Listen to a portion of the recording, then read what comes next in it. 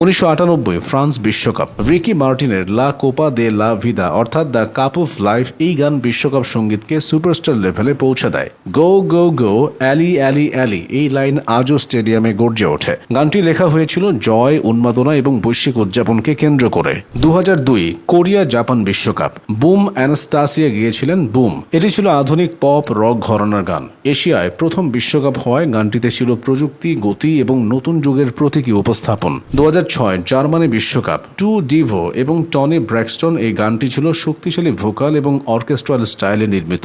মূল ভাবনা জীবনের সেরা মুহূর্তকে উদযাপন করা। একই বিশ্বকাপে শাকিরার হিপস ডন্ট লাইও বিশ্বকাপ উৎসবে ব্যাপক জনপ্রিয় হয়। 2010 দক্ষিণ আফ্রিকা বিশ্বকাপ। Waka waka this time for Africa. শাকিরার ওয়াকা ওয়াকা এটি শুধু একটি গান নয়, এটি এক বিশ্বব্যাপী সাংস্কৃতিক বিস্ফোরণ। মূল অনুপ্রেরণা আসে আফ্রিকান সৈনিকদের ঐতিহ্যবাহী সঙ্গীত থেকে। বার্তা ছিল সংগ্রাম করো, উঠে দাঁড়াও, জয়ের জন্য লড়ো। আজও এটি ইতিহাসের সবচেয়ে জনপ্রিয় বিশ্বকাপ সঙ্গীত। 2014 ব্রাজিল বিশ্বকাপ। উই আর ওয়ান, ওলে ওলে, পিটবুল, জেনিফার লোপেজ এবং ক্লাউডিয়া লেটি এই গানটি ব্রাজিলের কার্নিভাল সংস্কৃতি, সাম্বা রিদম এবং বৈশ্বিক ঐক্যকে কেন্দ্র করে তৈরি হয়। একে আসরে শাকিরার লা লা ব্রাজিল 2014 আরও বেশি জনপ্রিয়তা পায়। 2018 রাশিয়া বিশ্বকাপ। Live it up, Nicky Jam, Will Smith এবং এরা স্ট্রেফে গানটির মূল কথা ছিল বর্তমানকে উপভোগ করো, জীবনকে উদযাপন করো। যদিও সমালোচনা ছিল, তবুও এটি